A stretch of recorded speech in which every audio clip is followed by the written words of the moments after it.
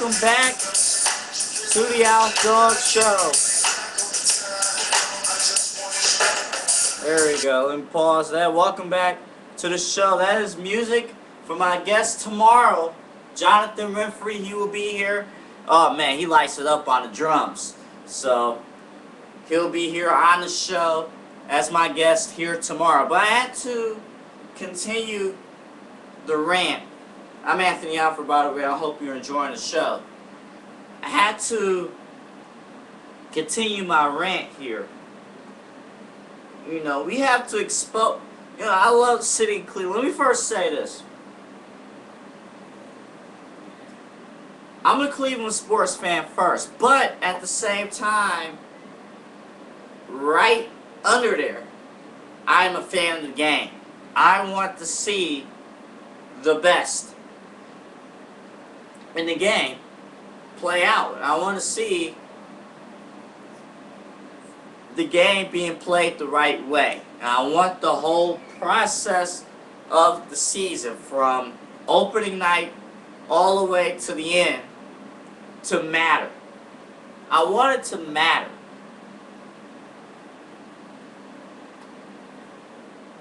The worst thing, and that's why you can't even watch college basketball in the regular season. College basketball is only needed for 2-3 weeks in March. Yet, did you know that they also have a regular season that only matters to those bubble teams that might get knocked out after the first round anyway?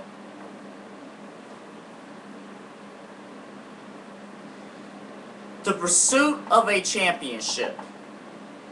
The pursuit of a championship. The thing that's valued, even if your team doesn't win the championship, even if they don't win the championship, even if they struggle, at least you should know if your team actually has a chance of competing. You should know that if you go to the playoffs, no matter what seed you are, you at least have a chance. You at least have a chance of making something happen. But now, you should at least have a chance to have the support of the fans, no matter what team is there left standing at the end. The problem is, you have now super teams. You have players now with different objectives who don't understand the value of the pursuit of a professional sports championship. But no, this is no longer, I hate to say this is a new era. This is no longer just it's no longer just about basketball. No more about basketball. No. You hear it all the time. It's just business. It's just business.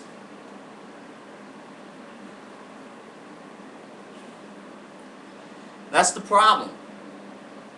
If the problem is just business and not being able to play for and hold value to the fans, hold value to your fans. If it's more about just business, I mean, let's be honest here. Yes, LeBron, Wade, and Bosh all took a pay cut, but they're still going to get paid over $14 million. That's not really a pay cut, ladies and gentlemen. There's a pay cut from what they had before, but they're still getting paid more than 90-95% of the country. So I'm not buying that one bit, because top-notch professional players in all the professional sports don't even use, if they're smart, most of them are, some of them are not, if they're smart, don't even use the paychecks that they get from their teams. They use the money they get from sponsorships. and endorsements. That's the money that they use. And then if down the line, after they retire, that's when they really use their NBA money or their NFL money.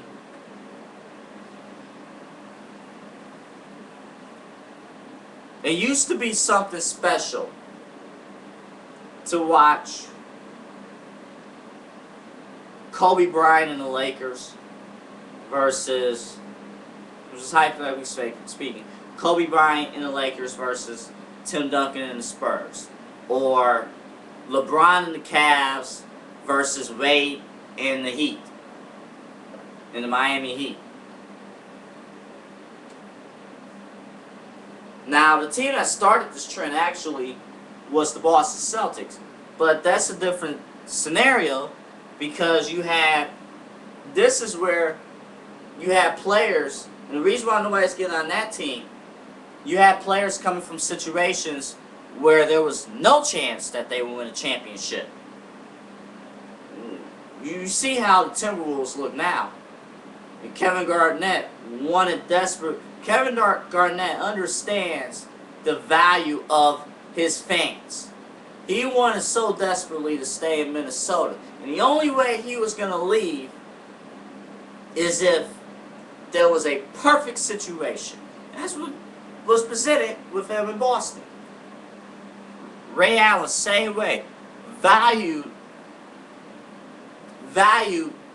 their fans. Chris Bosh didn't value his fans. LeBron James practically embarrassed the city of Cleveland on national television in a special that has been planned all the way back to All-Star Weekend.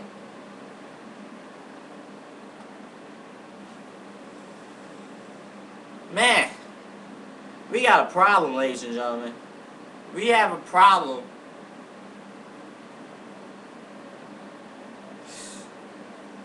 The league has a problem. These players with these egos have a problem that long term does not help. Like I said, yes, you can get the glamorous Los Angeles Lakers, Miami Heat NBA Finals. But on the flip side, you can get your San Antonio Spurs, Atlanta Hawks final. Now David Stern and ABC, ESPN executives, Turner Broadcasting. How you going to promote that?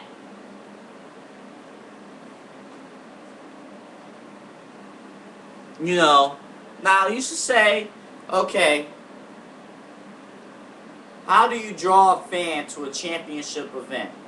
And you draw a fan to the league. The hardcore fans, you don't really go after the hardcore fans because we're gonna watch regardless. For the most, if there's decent play in basketball or football or baseball, we're gonna watch. But you get those front runners. You get those same front runners, and those are the type of fans I cannot stand. Those front runners. The same group of fans who all of a sudden became Michael Jordan, Chicago Bulls fans because Michael Jordan was winning 6 titles. I bet you there's a great percentage of people who are not Bulls fans anymore, but were Bulls fans in the 90s. Even though the Chicago Bulls have a very, very good team now. I'm pretty sure now you're going to see you're going to see front-runner fans who all of a sudden is now the Miami Heat's, you know, bandwagon.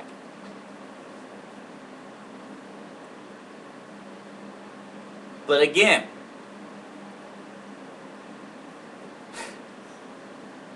I can only laugh if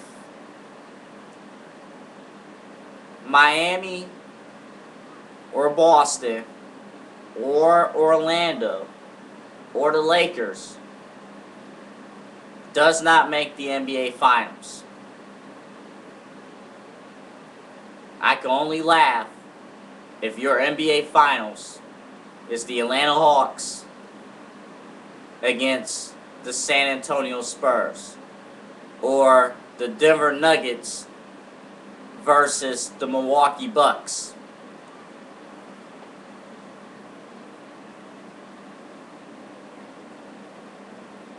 Or heck, the Denver Nuggets against the Orlando Magic. Nobody really cares. Casual fans really care about Orlando. Not when you have LeBron, Wade, and Bosh, the super team in Miami. You know, we all thought that LeBron would be able to take responsibility in bringing the championship home by himself. And I exposed this on a previous show.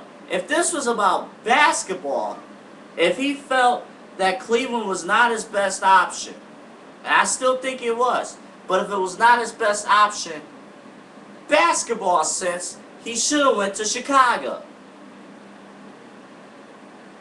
I mean, yes, even though he'll be under the microscope of Michael Jordan, but you got an instant winner with Derrick Rose, Carlos Boozer, Joakim Noah. Instant winner. Yet, this is more about basketball. You got LeBron, you got Wade and Bosh, your friends. But yet, it's just business. Take that to the bank. It's just business. Yeah, you got people out here struggling in a recession. You know.